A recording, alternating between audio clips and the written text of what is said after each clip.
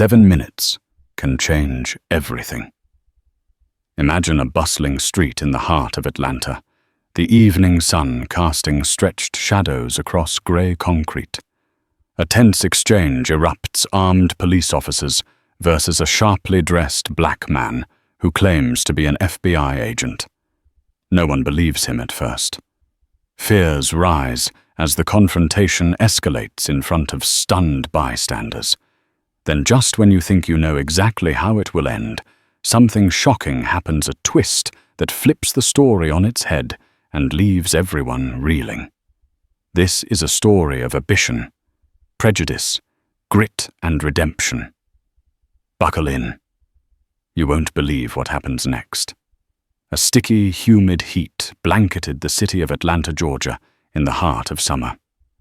The sun, though finally beginning its slow descent, had held the day in a relentless scorch, leaving people sweaty and impatient. Though the air conditioners in shops and offices did their best, stepping outside felt like walking into a sauna. The hot weather had a strange way of turning small altercations into bigger ones. It made tempers flare faster than usual. It was precisely in this environment, where tension was as thick as the sweltering air, that our story began to unfold. Downtown Atlanta, near Centennial Olympic Park, was usually a lively area, especially toward evening when families, tourists, and locals came to admire the skyline and maybe grab a bite at one of the trendy restaurants in the area. Street performers could often be found entertaining on the sidewalks, jugglers, guitarists, and sometimes even entire a cappella groups. On this particular day, a parade for local charities had ended just a couple of hours earlier, and the leftover energy still buzzed in the atmosphere. The smell of roasted peanuts and funnel cakes lingered in the air, the faint echoes of the parade's marching band drifting in memory more than in reality. The humid day was about to give way to a dramatic evening.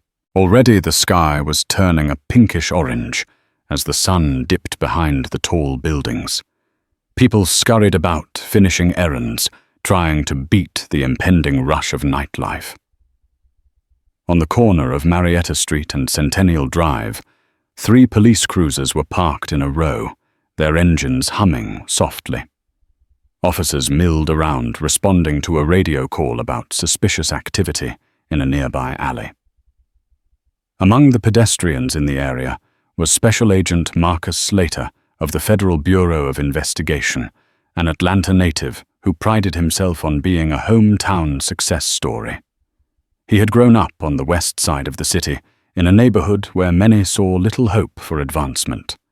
Yet, through unwavering determination and a desire to serve and protect, he had not only escaped a life of limited opportunities, but had ascended to one of the nation's most respected law enforcement agencies. Tall and athletic, with a calm demeanor, Marcus wore a crisp navy suit, even in the punishing heat. He seldom took off his suit jacket, even on scorching days, believing it essential to maintain a professional appearance at all times. However, what was usually a symbol of respect and authority would soon draw suspicion from certain Atlanta police officers who were on edge after weeks of tension in the city. In less than an hour, that tension would come to a head, leading to a confrontation that neither the police officers nor Agent Slater would ever forget.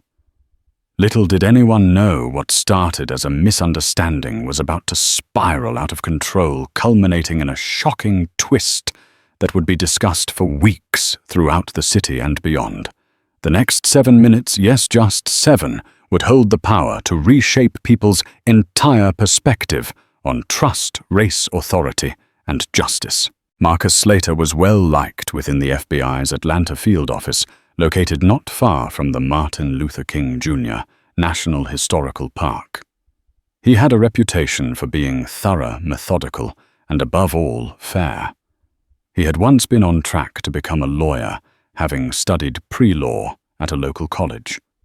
However, a part-time internship with a local community policing program ignited in him a passion for crime prevention and investigation, and soon he found himself applying for the FBI.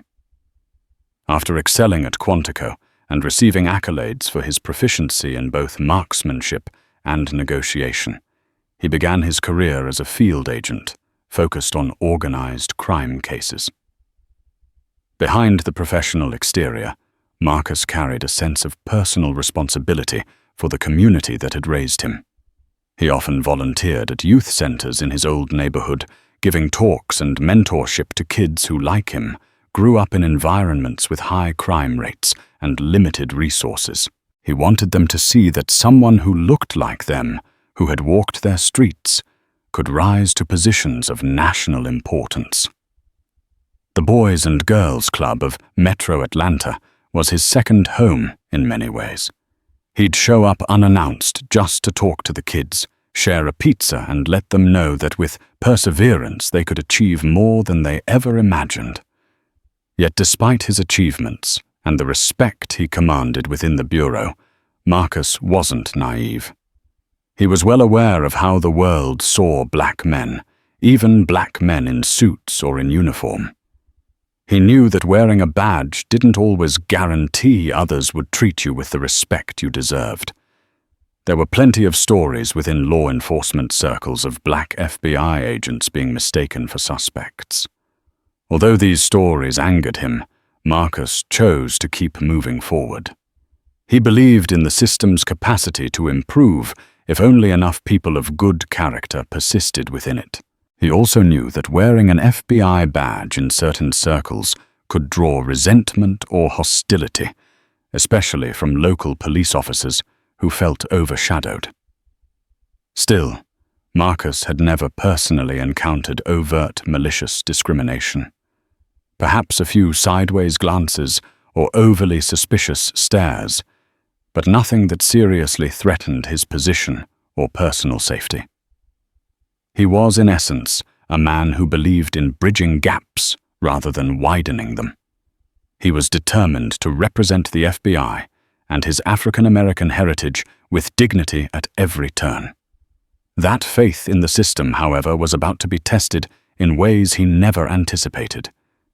And ironically, it would be tested in the city he called home, right under the summer sun, he'd grown up with and learned to love despite its sweltering heat. The tension that had been building for weeks in the police force and in the city at large was the perfect storm to challenge Marcus's convictions about trust, fairness, and justice. Atlanta's police force had faced several high-profile incidents in recent months, ranging from officer-involved shootings to protests that disrupted traffic. These protests, although mostly peaceful, heightened the stress levels among law enforcement officers who felt they were under siege from all sides. Morale was low. Rumors circulated that the mayor's office was considering a shake-up in leadership due to public outcry over alleged police misconduct in some neighborhoods. Adding to this tension was a shortage of officers, forcing longer hours and overtime shifts. Officers Sean Peters and Ryan McCluskey, both veterans of the force, were on patrol that evening. They were known around their precinct as no-nonsense old-school cops who believed in doing things by the book, but also believed in using their instincts, even if it meant stepping on toes. Neither was necessarily bigoted or cruel. However, the stress of the job, the oppressive heat, and the recent heightened scrutiny made them prone to see threats where none existed. They were on a hair-trigger readiness to control any situation that remotely seemed suspicious. Responding to a call about strange activity in a side alley they had posted up near the corner to observe passers-by. Their suspicion radar was practically buzzing, and they were in no mood for nonsense. Across the street, they noticed Marcus Slater walking briskly, talking on his cell phone. He was in a tailored suit that screamed professionalism, but to them it also looked out of place in the context of a hot, sticky day. The man had stepped out of a black SUV with tinted windows that had parked a block away. Something about the scene made them wary. Maybe it was the tinted windows. Maybe it was the fact that he was walking away quickly. They radioed the license plate in for a check, but the system was backed up, as often happened during peak times. "Let's keep an eye on him," Officer Peters had muttered to McCluskey. "Could be nothing, but you never know.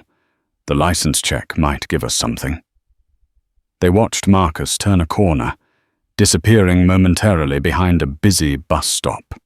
When he re-emerged, he was greeted by a local shop owner who recognized him. They shared a quick handshake. Peters and McCluskey, however, didn't see that handshake. All they saw was two men leaning in close for a quick, secretive exchange. Within the charged atmosphere of the day and their own predispositions, they interpreted it as a possible narcotics deal or some kind of clandestine handoff. The tension soared within them, like water reaching a boiling point under a tightly sealed lid. They decided to follow Marcus at a distance. The next several minutes would prove their suspicions and also unravel them in ways they did not expect. Marcus had no idea he was being tailed. He'd just finished a phone call with his supervisor at the FBI field office about a potential break in a drug trafficking case. The details were confidential, but they expected arrests would be made soon. He needed to meet an informant in a discreet location in about 30 minutes. The conversation with the shop owner had been a routine greeting he used to visit that shop as a kid, often buying candy. The shop owner, Mr. Gideon, recognized him and asked how his family was doing. Just small talk. Unaware of the watchful eyes upon him, Marcus made his way toward another corner, where his plan was to hail a cab. His personal car was at the FBI garage for routine maintenance, and the black SUV he arrived in was on loan for an unrelated mission. He didn't want to drive it unnecessarily, nor did he want to draw attention to the Bureau's vehicle for a simple coffee run and check in with local contacts. He just needed a quick ride to the next part of town. Officers Peters and McCluskey, now joined by a rookie named Officer Cassie Barnes, quietly closed in. Barnes had been told to watch and learn by Peters, who seemed all too eager to demonstrate how to handle a suspicious individual. The three officers approached Marcus from behind, just as he raised his hand to signal a taxi. The street was busy cars honking at one another, and a small crowd was forming at the bus stop. No one paid much attention to the plainclothes man in a suit or to the officers at first. Marcus noticed them a second too late. He heard a voice bark. "Sir, we need to talk to you in that clipped tone cops often use when they're ready for confrontation." He turned, slightly startled, to see three uniformed Atlanta PD officers walking swiftly toward him. Their hands hovered near their holsters. He immediately felt a pang of caution. As an FBI agent, he had training on how to handle such encounters. "Stay calm, announce your credentials, and comply with instructions until the misunderstanding is cleared." He never expected that brandishing an FBI badge would escalate the situation. But that was the turning point. "Is there a problem?" Officers Marcus asked politely, lowering his hand from hailing a cab. His voice was level, his posture non-threatening. He'd learned all the techniques for de-escalation and had used them many times in the field. Officer Peters, the oldest of the three, took the lead. "We got a call about some suspicious activity." "We need to see some ID," he said, a hard edge to his voice. Marcus could see tension lines on the man's brow. He also noticed that Barnes, the rookie, stood slightly behind Peters, uncertain but alert. McCluskey was on the other side, scanning the street for any sign of threat. Marcus nodded and calmly reached into his jacket's inner pocket. "Sure, I'm Special Agent Marcus Slater, with the Federal Bureau of Investigation." He retrieved his leather badge holder, flipping it open so the gold FBI badge and his photo ID were visible. He kept his movements deliberate and unhurried, wanting to show he wasn't pulling out a weapon or anything else that could alarm them. The officers glanced at the badge, but something in their posture didn't relax. Instead, they seemed to stiffen further. Peters stared at the badge for a beat, then at Marcus's face and then back again. McCluskey took a step closer. "Where'd you get that?" he asked, suspicious. "You can buy that kind of fake badge online, you know." Marcus felt his stomach tighten. He kept his voice calm. "It's not fake. I can have my supervisor at the FBI's Atlanta field office confirm over the phone if you'd like." The tension in the air was palpable, like the crackle of static electricity on a stormy day. A few passers-by began to watch from a distance, sensing the confrontation. Marcus could practically hear the mental gears turning in the officers' heads. A black man with an expensive suit, a nice car earlier, claiming to be FBI. Could it be real? Or was he some con artist playing dress-up? "Turn around. Place your hands on your head," Officer Peters ordered abruptly. "We're not taking any chances until we sort this out." Marcus hesitated. He knew how bad this could look. But he also knew that resisting even verbally could escalate the situation further. "I'll comply," he said slowly. "But please be careful.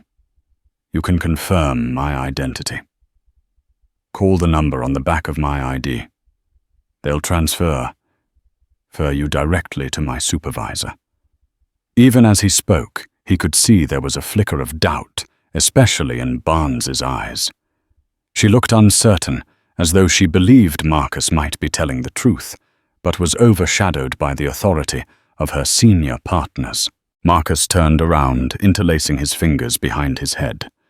Officer Peters patted him down somewhat roughly, while McCluskey snatched the badge holder out of Marcus's hand and looked it over, scowling.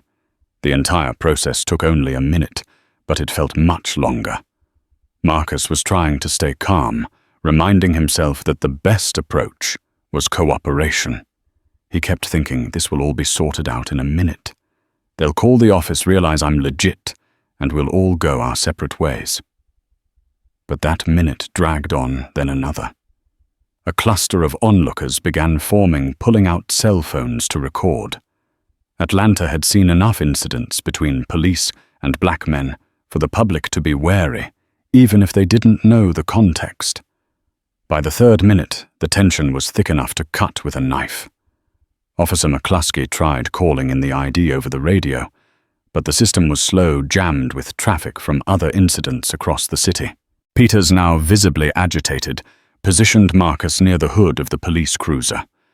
Meanwhile, Barnes tried to reason with her senior officers. "Shouldn't we just call the number on his badge?" she asked. "Might be faster."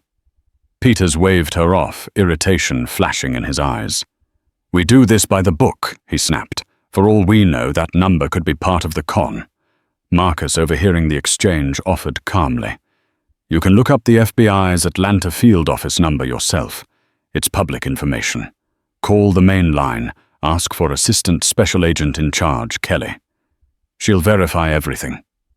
He tried to keep his voice measured, but the frustration and humiliation he felt were undeniable.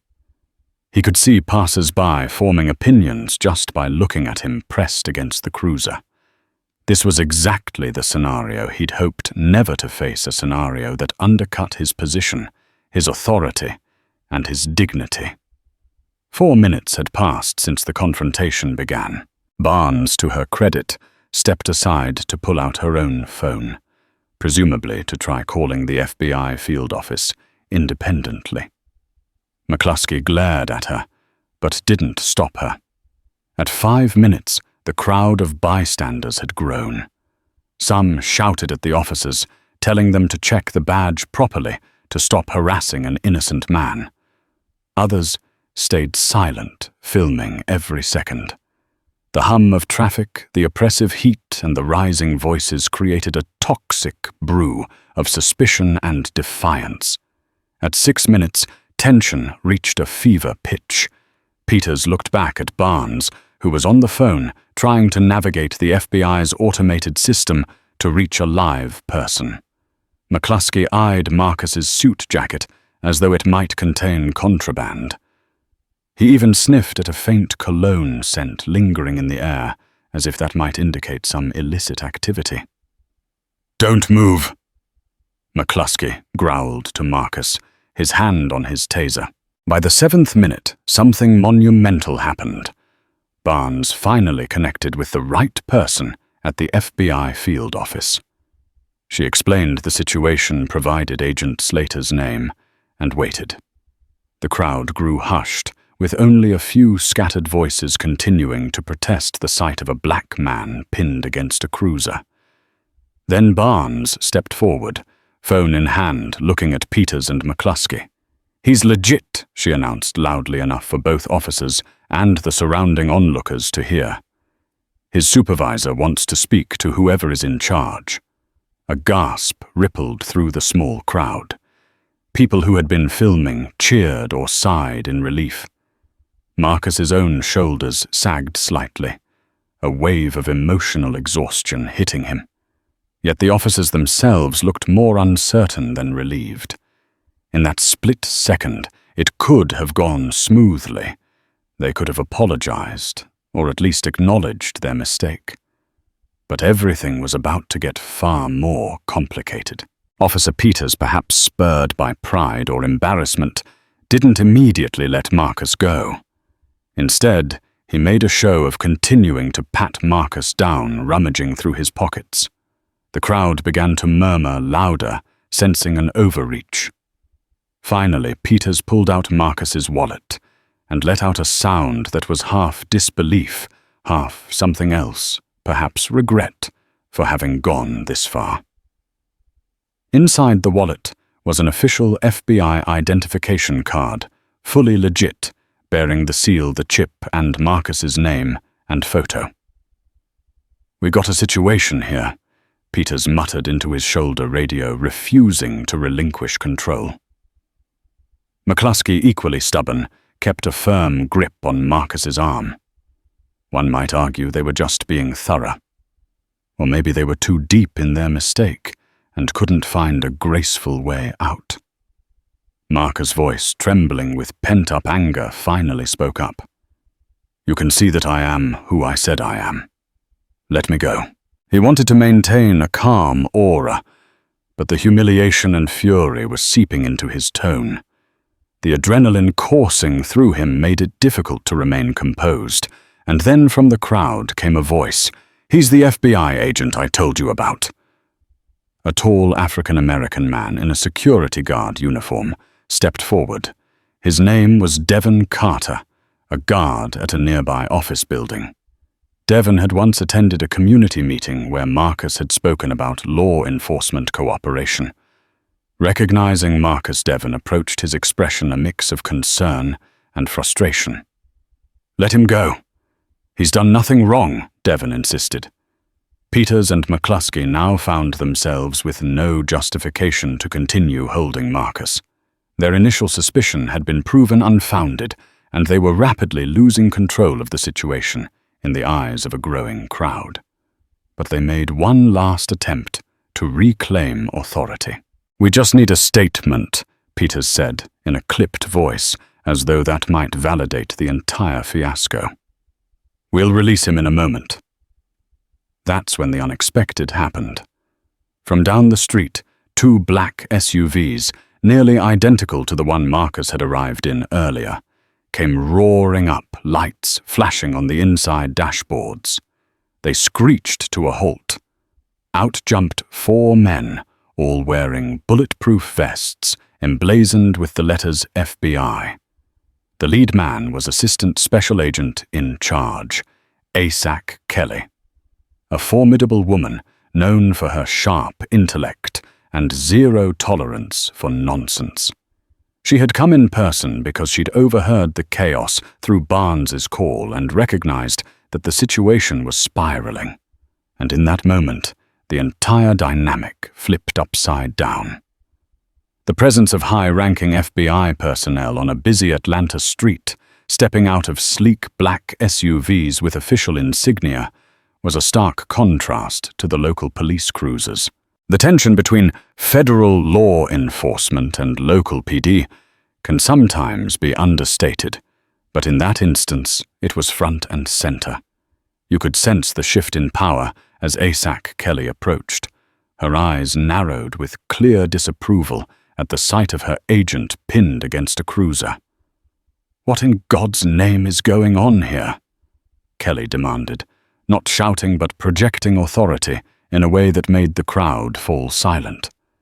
Peters and McCluskey froze.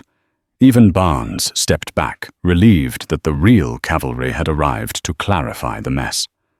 Officer Peters tried to maintain composure, clearing his throat as he spoke. "We received a call about suspicious activity. We found this man." He gestured to Marcus acting strangely, so we detained him for questioning. "We only just confirmed he's an FBI agent."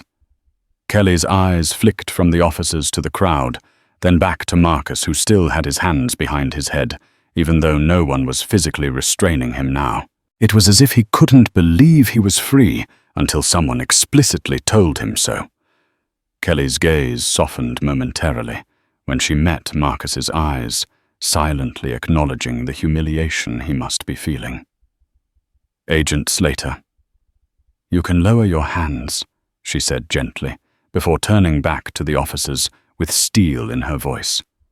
"You mean to tell me you didn't verify his credentials through official channels before placing him under near arrest in front of all these witnesses?" Peters shifted uncomfortably, the crowd's eyes burning holes into him. McCluskey bristled, opening his mouth to argue, but then seemed to think better of it. Barnes, visibly distressed, tried to speak up in defense. "We tried the radio, but it was backed up.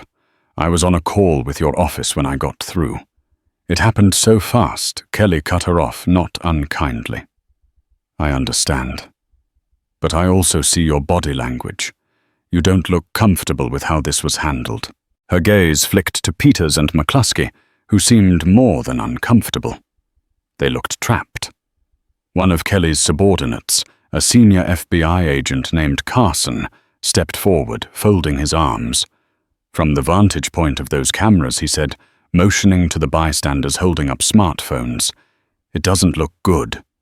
This is exactly the kind of situation that can blow up in all our faces if not handled properly." The tension remained thick, but a new layer of complexity had been added. Marcus Slater was not just another citizen. He was a federal agent, and he had been handled with undue suspicion. The potential for a public relations nightmare loomed, especially given the city's already turbulent climate. But it wasn't just a PR problem. It was personal for Marcus, who had dedicated his life to bridging the gap between local and federal law enforcement. Yet here he stood, battered by the very system he served. With the crowd still watching, the Atlanta PD officers had little choice but to release Marcus fully and offer some semblance of an apology. Peters muttered something along the lines of, "We're sorry if there was a misunderstanding." It was a half apology that did nothing to quell the storm in Marcus's chest. McCluskey, arms stiff at his sides, added, "We were just doing our jobs," as if that would somehow absolve him. ASAC. Kelly motioned for the FBI agents to escort Marcus away from the police cruiser. One of them handed him a bottle of water, and he took it still in a partial daze. The heat of the summer day had taken on a new meaning, no longer just a physical discomfort, but a metaphor for the burning anger and humiliation he felt. Barnes, the rookie officer, watched silently from a few feet away. Her eyes displayed a flicker of empathy and regret. The onlookers began to disperse, some satisfied that the situation had resolved, others disappointed there wasn't more drama. Many kept their phones up, capturing every moment. Devon Carter, the security guard, stepped up to Marcus and placed a reassuring hand on his shoulder. "Glad you're all right," he said softly. Marcus gave him a grateful nod, unable to fully articulate his appreciation. In the distance, sirens wailed again, probably responding to a different call. Life in downtown Atlanta never stopped. The city kept moving. But for those who had witnessed the scene, including the police officers, the FBI agents and Marcus himself, something had changed. The question was, would it change for the better? Or was this a sign of deeper cracks within the system? Less than 24 hours later, the videos from that confrontation had gone viral. Multiple angles captured the moment the police pinned Marcus against the cruiser, ignoring his badge. News outlets played the clips repeatedly. Analysts dissected every frame. Local radio hosts and podcasters raged about the incident. The story wasn't just police harass a black man. It was police attempt to arrest a black FBI agent who showed them his badge. The public outrage was immediate and intense. The fact that this had happened in a city as historically rich and as racially conscious as Atlanta only magnified the uproar. Social media channels were ablaze. Hashtags like FBI while Black and Atlanta. Police scandal trended for days. People shared personal stories of racial profiling, tying them back to Marcus's experience. Overnight, Marcus Slater became a reluctant symbol of both the discrimination that persisted and the potential for confrontation between different branches of law enforcement. Journalists camped outside the FBI field office, hoping to catch a word from Marcus or ASAC Kelly. Protesters gathered near City Hall, calling for an investigation into the officer's conduct. In a rare, unified statement, the Atlanta Police Department and the FBI confirmed that they would be investigating the incident. Mayor Cassandra Rollins quickly stepped into the fray, announcing a press conference to address concerns about police conduct. She was flanked by the Atlanta Police Chief and an FBI representative. The footage was undeniable. The officers had been told multiple times that Marcus was an FBI agent, yet they continued to detain him. For Peters and McCluskey, it was the beginning of a cascade of repercussions. An internal affairs investigation was launched. Their superiors placed them on administrative leave, pending the outcome. Barnes, the rookie, provided a statement that truthfully depicted the events. She acknowledged that she had been uncomfortable with the situation and that she had tried to verify Marcus's credentials sooner. The departmental politics got ugly fast. Some officers felt Peters and McCluskey had done nothing more than follow protocol in a tense climate. Others believed they'd overstepped their authority, fueled by biases. The city's friction with its own police department soared to new heights. While the city churned with controversy, Marcus Slater found himself in an emotional whirlwind. On one hand, he was grateful to be physically unharmed. On the other hand, he was seething with anger and disappointment. For all his belief in the system's capacity to improve this incident felt like a personal betrayal. Since childhood, he had dreamed of serving his country and protecting his community, only to face suspicion and hostility from those who were supposed to be his allies. He struggled with guilt, too. Part of him thought, what if I had done something differently? Could I have de-escalated it sooner? But logically, he knew he'd followed protocol. He had complied, shown his badge, offered to verify with his supervisor. He had done everything right.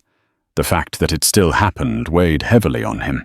In the days following the incident, he was placed on temporary leave, standard procedure, whenever an agent was involved in a viral controversy. ASAC Kelly assured him it wasn't punitive, merely protective. But Marcus chafed at the idea of being sidelined, especially when he had important cases pending. Moreover, he felt that stepping away from active duty sent the wrong message, as if he had done something wrong or needed cooling off. He confided in a few close colleagues, including Agent Carson, who had been there that day. Carson offered support, advising him to use the downtime to rest and recuperate from the emotional toll. But how could Marcus rest when the city and the media clamored for his voice? He received thousands of emails and messages, some supportive, some hateful, others from community organizations wanting him to speak at their events. Then there were calls from lawyers offering to sue the police department on his behalf. He was overwhelmed. Late one night, he found himself in the old neighborhood, parked outside the Boys and Girls Club, where he had once volunteered. The building was dark and locked, but he sat there in his car, reflecting on the past few days. Memories of simpler times floated through his mind, teaching kids how to shoot hoops, encouraging them to stay in school, telling them they could trust law enforcement if they ever found themselves in trouble. Now, after his own harrowing experience, he questioned the sincerity of that advice. Could he still in good faith tell a kid from his old block that the police would protect them? 2 weeks after the incident, Mayor Cassandra Rollins convened a special meeting at City Hall. The attendees included members of the Atlanta City Council, the Chief of Police, the Deputy Director of the FBI's Atlanta Field Office, attending in place of ASAC Kelly, who was tied up with another urgent matter community leaders, and a host of press and concerned citizens. The meeting aimed to address the public outcry, discuss potential reforms, and hopefully quell the storm of outrage. Marcus Slater received an invitation, but was torn about whether to attend. He was still on paid administrative leave. No one explicitly barred him from going, but the Bureau's counsel advised caution. Anything he said could become a part of the official record fueling potential legal actions. Despite the risks, he felt compelled to be there. This was his city. His name was on everyone's lips, and he wanted to see for himself how its leaders would respond. City Hall was packed. Media cameras lined the walls, and the public seating areas were filled beyond capacity. People spilled into the aisles, some wearing T-shirts with slogans like "Justice for Agent Slater" and "Stop Racial Profiling Now." Others held signs that read, "Support the police. They risk their lives and law and order matters." The divide was evident. Mayor Rollins began by acknowledging the complexities of policing in a modern city. She emphasized that most police officers served honorably. But we can't turn a blind eye, she added, to issues of bias, implicit or explicit, that erode public trust. The incident involving Special Agent Marcus Slater was a wake-up call for all of us. The police chief took the podium next, expressing regret about how the situation unfolded. He announced that Peters and McCluskey were on suspension, pending the outcome of an internal affairs investigation. "We must hold ourselves to the highest standard," he said, glancing out at the crowd. "If we find that any misconduct occurred, appropriate disciplinary measures will be taken."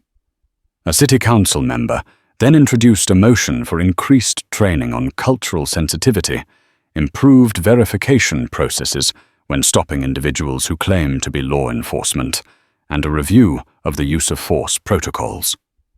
The audience gave polite applause. However, the atmosphere was still charged with tension. It was as if everyone was waiting for the second shoe to drop. That shoe dropped when community leaders took the mic. One after another, they cited years of distrust between communities of color and the police. They demanded not just better training, but structural changes, external oversight, greater transparency, accountability measures that had real teeth. The crowd roared its approval each time a speaker lambasted the status quo. The mayor and the chief tried to maintain calm, but the frustration in the room was palpable. Marcus sat quietly in a corner, trying to keep a low profile. He was recognized by a few people who nodded or waved in support. After nearly 3 hours, he felt compelled to leave. He walked out into the bright afternoon sun, feeling both a sense of hope because the conversation was happening, and despair because the road ahead looked so long and arduous. The next day, Marcus received a phone call from a number he didn't recognize. It turned out to be from Cassie Barnes, the rookie officer who had tried to verify his badge. She apologized for calling him directly, but she said she needed to talk.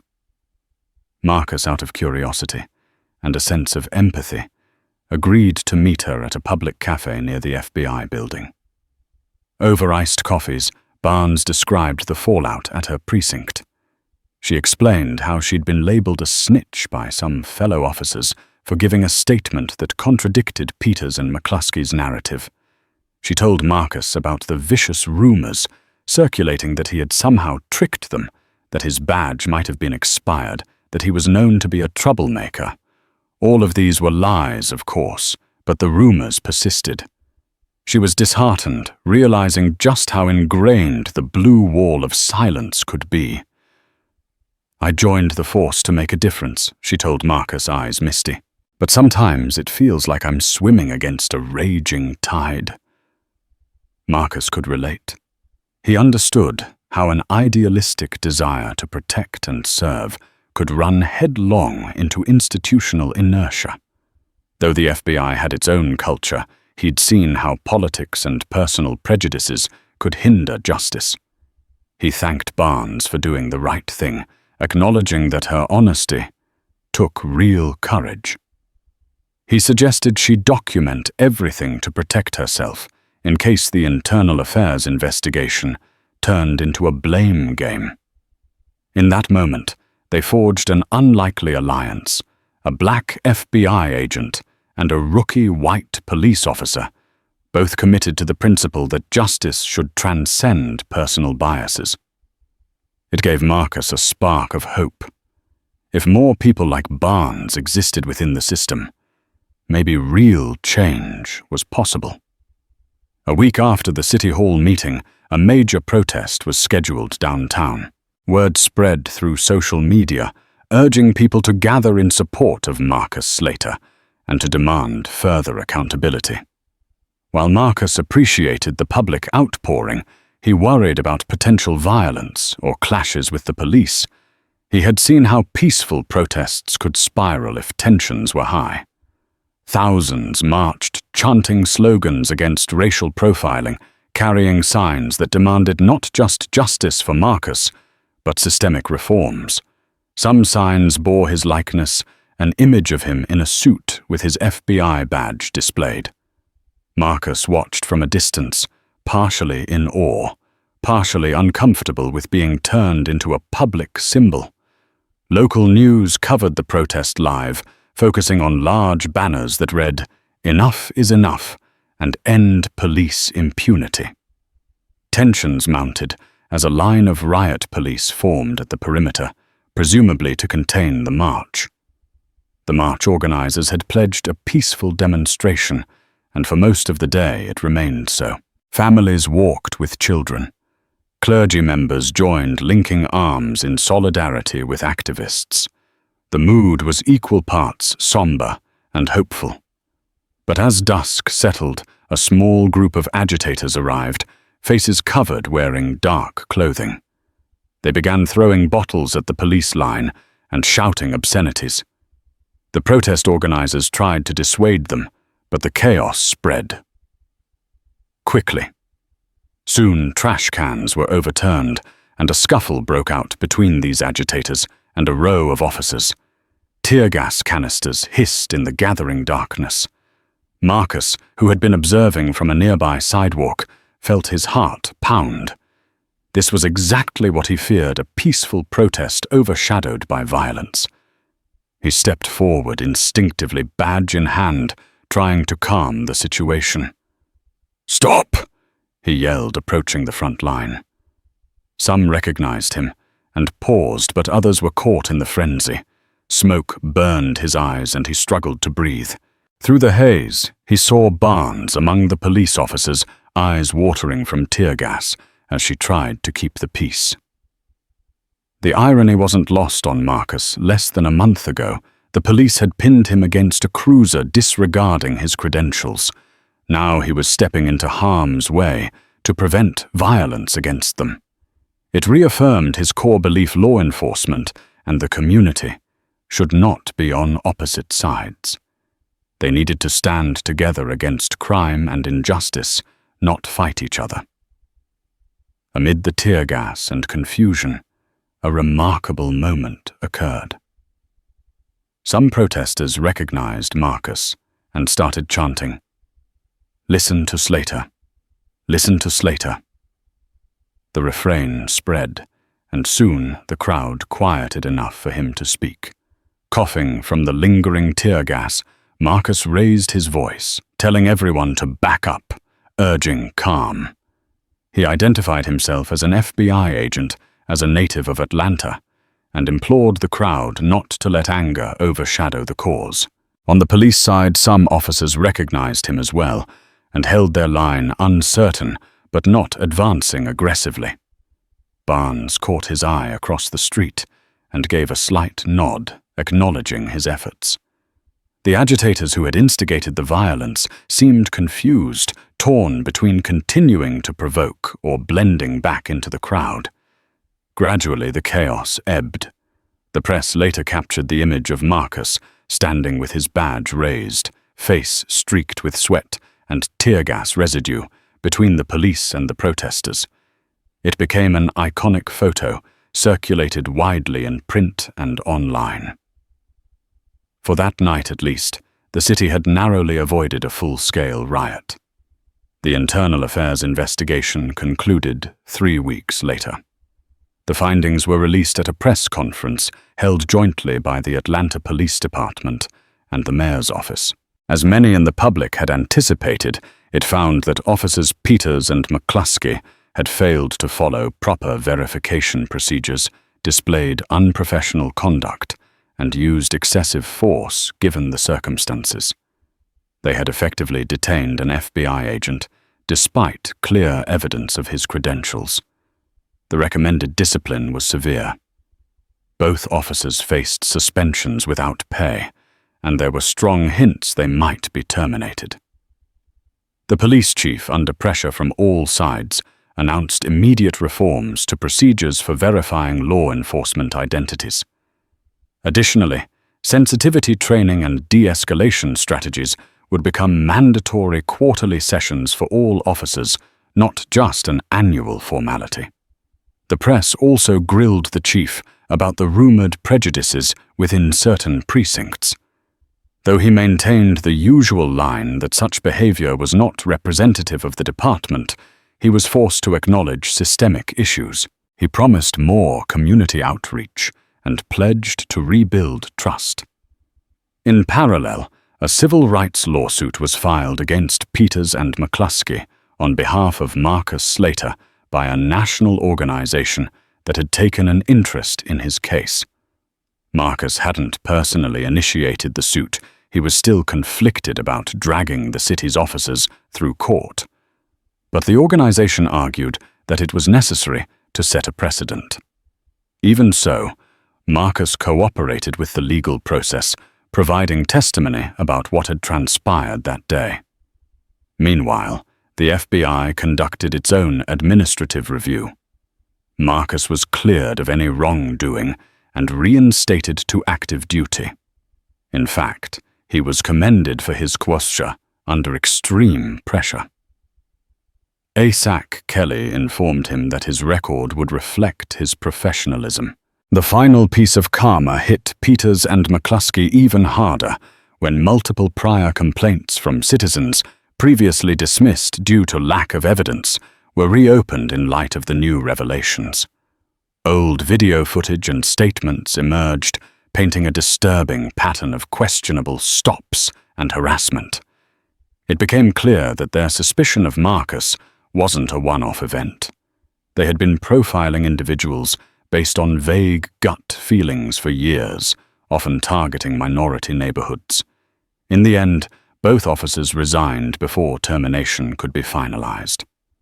Barnes, meanwhile, received an internal commendation for honesty and integrity during the investigation, and many within the community recognized her as a positive force in the department.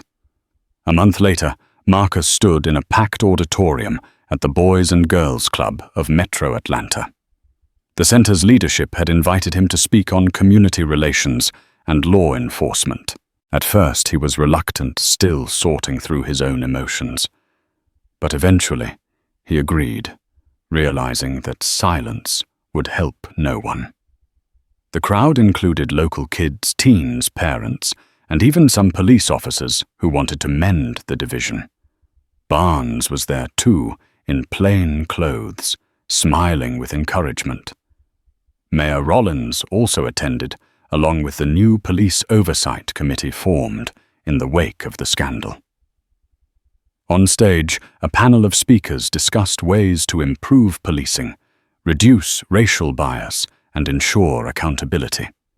They emphasized mentorship programs, community policing initiatives, and stronger partnerships between local police and federal agencies.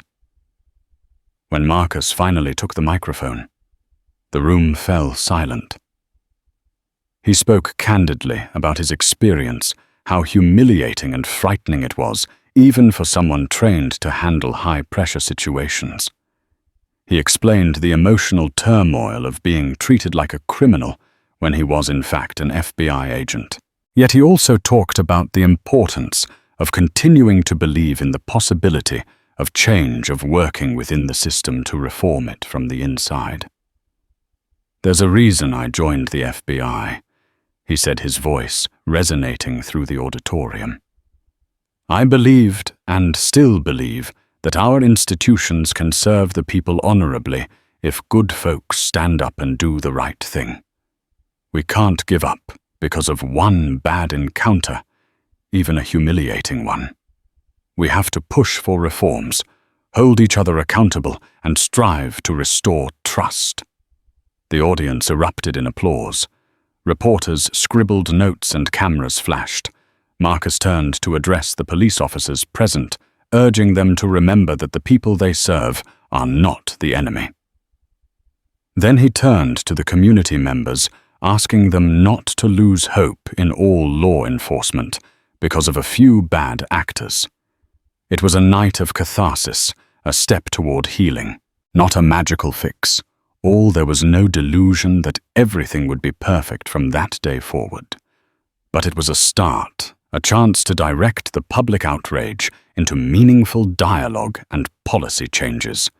In the weeks that followed, the city of Atlanta saw a noticeable shift. The new training programs began focusing on de-escalation, cultural competence, and even mental health support for officers. Community leaders were invited to join oversight committees, offering fresh perspectives on policing methods. Body cameras became mandatory, and the penalty for tampering with footage was made severe. Complaints were taken more seriously, and an external review board was established. Marcus continued his work at the FBI, diving back into major investigations with a renewed sense of purpose. Occasionally, he found a moment to reflect on that fateful day. He'd feel a pang of anger at the injustice of it all, but also gratitude that it had sparked a wave of reform. He stayed in touch with Barnes, who found a new sense of belonging among colleagues who admired her honesty. She transferred to a different precinct, where she felt more supported. Curiously, the incident also brought some positives to Marcus's personal life. He reconnected with old friends who reached out after seeing the viral video. Family members who lived in other states called to check on him, bridging distant relationships. He received hundreds of letters from young black men and women who said his ordeal and how he handled it inspired them to consider careers in law enforcement or public service. It was ironic, but the darkest moment of his career became a beacon for others.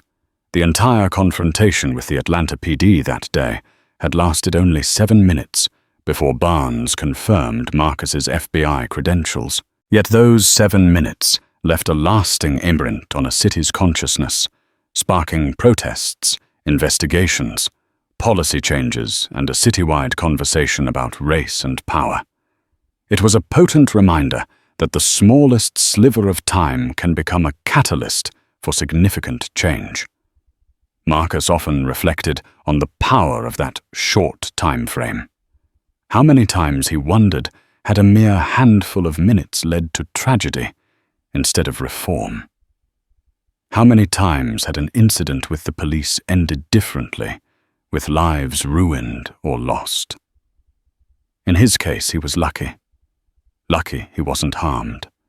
Lucky that people were filming. Lucky that the FBI responded quickly. Lucky that Barnes had the integrity to act swiftly. Not everyone had such fortune. Those thoughts became part of his motivational talks at schools, youth centers, and police academies. He emphasized the importance of decisive moral action in critical moments. Whether you're a police officer hesitating to pull the trigger, or a bystander deciding whether to record an incident, your split-second choices can alter destinies. Months turned into a year. The city of Atlanta gradually settled into a new normal. While not perfect, there was progress. Community trust in the police crept upward in surveys, and the dialogues between law enforcement and activists became more frequent and productive. Across the country, other departments studied Atlanta's new policies, considering similar reforms. Marcus Slater carried on with his work at the FBI. His superiors recognized him as a natural leader, and some whispered he might be in line for a promotion. But beyond career advancement, Marcus was more invested in bridging the chasms within law enforcement itself. He collaborated on joint task forces and training sessions that brought local cops and federal agents together, forcing them to see each other as allies rather than competitors or antagonists. Sometimes, at the end of a grueling day, he'd return to the Boys and Girls Club, shoot a few hoops with the kids, and talk about life. He never shied away from discussing his incident with the police. It happened, he'd say, but look at what it sparked. Don't let one bad event define your future. Let it shape your determination. One sunny Saturday, he was invited to a block party in his old neighborhood. The local police precinct had organized it jointly with the FBI as part of their outreach efforts. There were food trucks, music, bouncy castles for the kids, and even a small demonstration by a police canine unit. Neighbors mingled with officers in a way that Marcus hadn't seen in years, if ever. Barnes was there giving out stickers to little kids who giggled excitedly as she placed them on their shirts. Carson from the FBI was chatting with a group of curious teenagers, explaining the basics of forensic science. Devon Carter, the security guard who had recognized Marcus that day, was volunteering at a charity booth. It felt like a genuine celebration of unity, a sign that healing was possible. At some point, Mayor Rollins took the microphone and called Marcus onto the small stage set up near a DJ booth. "Agent Slater, come up here." She beckoned with a wide grin. Amidst applause, Marcus joined her. She handed him a plaque inscribed with the city seal. "We want to recognize your unwavering commitment to justice and to the city of Atlanta. Sometimes change starts with discomfort, even pain. But your experience, your leadership, and your resilience have helped spark meaningful reforms." Marcus accepted the plaque, touched and slightly embarrassed.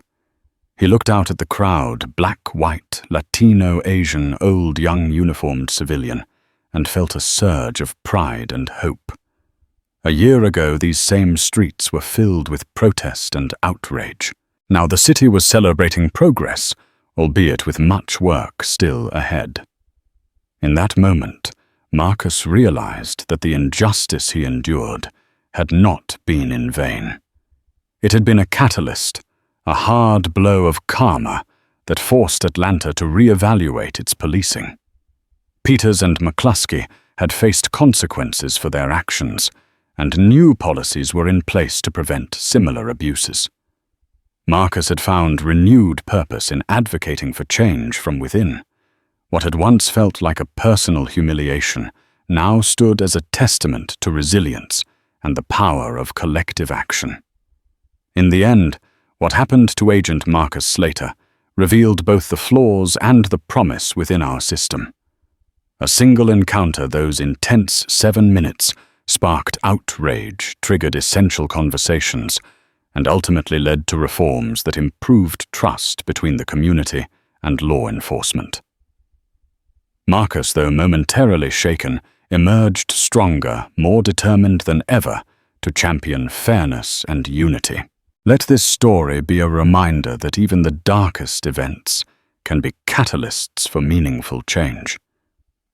When we confront injustice head-on, when we record it, speak out against it, and demand accountability, we set a pathway for a better future. Did this story captivate you? If it moved or inspired you in any way, please hit that like button. Share this video with your friends and subscribe to our channel for more compelling stories and discussions. We appreciate your support, and together we can continue shining a light on the stories that matter.